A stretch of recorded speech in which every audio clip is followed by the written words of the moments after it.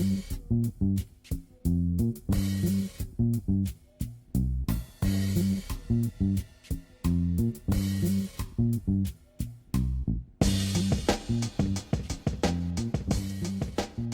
guys, thanks for checking out Quick Sessions Podcast. My name is Garrett Terrio, coming to you from Houston, Texas, in Timberline Fitness Studio. And today we're going to discuss hyper and hypothyroidism in depth a little bit. And what that is hyper is the overactive thyroid condition, which occurs when your thyroid produces too much of the hormone thyroxine. And obviously the hypothyroidism is the exact opposite of when it is not producing enough. So what exactly is this hormone? Well, thyroxine, or T4, as a lot of people know it. It's a hormone in the thyroid gland, and it secretes into the bloodstream and travels to your organs, like your liver, your kidneys, and that's when it's converted to its active form, triiodothyronine. And we're just going to call that T3 because that's a mouthful right there. So anyway, the role that this hormone T4 plays is a big deal for your heart, your digestive functions, your metabolism, brain development, bone health, and muscle control. So it really is for everything in your body. It affects almost all the systems, which means that having these T4 levels correct is vital for your health. And so the way it works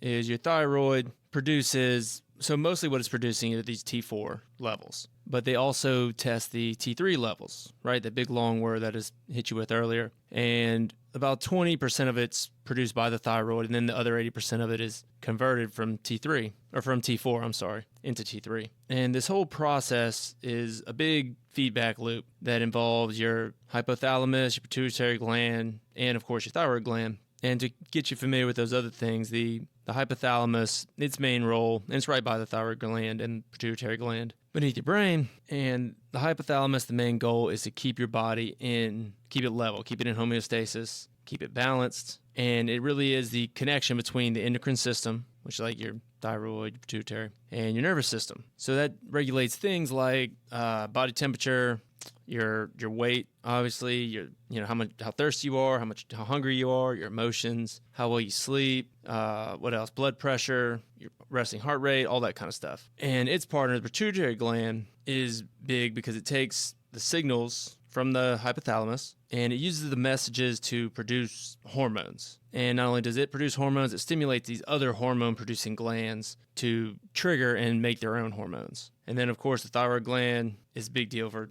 secreting T4 and T3. So normally in a healthy person, all these glands are working, all these hormones are working. But in some people, it doesn't work, right? So normally you're producing the correct amount of T4 and T3, your thyroid gland's working great, but sometimes it's producing too much. What are those things? Well, the first one is Graves' disease. It's an autoimmune disorder, and that is where the antibodies produced by your immune system stimulate your thyroid to produce too much T4. It's probably the most common cause of hyperthyroidism. The second one is the hyperfunctioning thyroid nodules. And what that basically is these little adenomas is what they're called. And it's a part of the gland, and it walls itself off from the rest of the gland. It's like a benign lump. And what that does is it causes an enlargement of the thyroid, which then leads it to produce way too much T4. And then, of course, the last thing is thyroiditis, and it's when your thyroid gland becomes inflamed. A lot of times after pregnancy, it can be due to another autoimmune condition,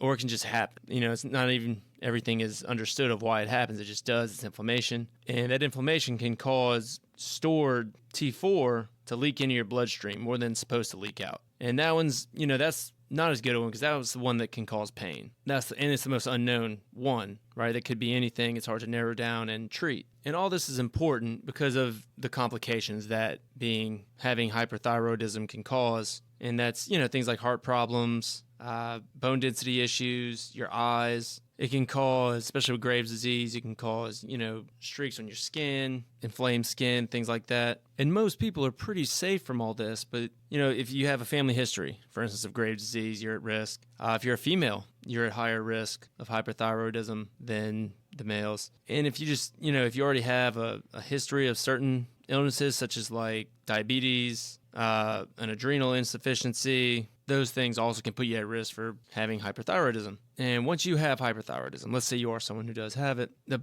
approaches are a little different because it depends on your age, your physical condition, what the cause of the hyperthyroidism is and the severity of your disorder, right? You can do radioactive iodine. So what that does is it gets absorbed by the thyroid gland and causes it to shrink. You can do some anti-thyroid medications. You can use beta blockers, which are usually for high blood pressure, but it does ease the symptoms of hyperthyroidism. And of course, you have a thyroidectomy. And that's something, if you're pregnant or you can't tolerate the other drugs, that's kind of something you have to do. You have to get on. And the bad part about that is that you have to get on a lifelong treatment, right? Synthroid's the popular one most of us have heard of, and you're just stuck with it for the rest of your life. You can't get off of it because you do not have a working thyroid gland. And that's pretty much it for hyperthyroidism. Now, the opposite is hypothyroidism, and that's basically just the exact opposite of everything I told you. You have an underactive thyroid, and instead of rapid weight loss with the hyperthyroidism, you would have, weight gain. It's same type of deal. It's brought on by autoimmune diseases, can be brought on from correcting hyperthyroidism, right? Over medication or having the surgery for it. Now you have an underactive, what's left of your thyroid gland. And I didn't cover hypothyroidism too much because there's not as